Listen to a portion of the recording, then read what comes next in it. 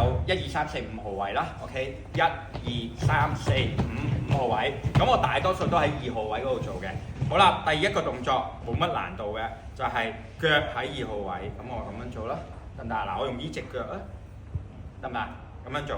咁呢度有個血海嘅，又係分1、2、3、4、5，按住10秒，跟住順時針、逆時針5蚊銀旋轉，得唔得？OK， 呢個搞掂啦。另外第二個動作我就相反啦，膝頭哥喺2號位嘅，其實好啦，咁喺呢度又可以做啦。OK， 咁當然中間你都可以啦。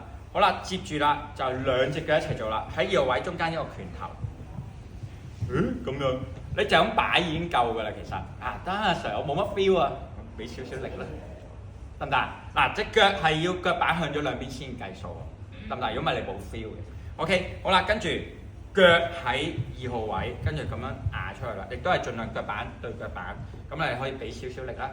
所有動作嗰個坐骨一定要坐喺張凳。OK， 好，跟住呢一個動作咧，大家都識做噶啦。最緊要你後面膝頭哥後面你係摸到兩條筋嘅，所以隻腳係曲嘅。然之後手踭3號位、2號位，咁每一個位置你可以擺10秒先至加，10秒先至加。好啦，一路去去到負數 hold 住，咁你可以做耐啲都得嘅，其實冇所謂。你發覺拉 pat pat 多啲嘅。好啦，呢個做完之後，最後尾點咧？呢隻腳指向天，得唔得？腳趾指向天，蹬直嘅啦，即係其實伸直咗。再做一次，咁你發覺咧，你今次做咧，你係後大腿扯住啦，但係會近膝頭哥個方向多咗嘅啦，得唔得？連小腿都拉埋其實。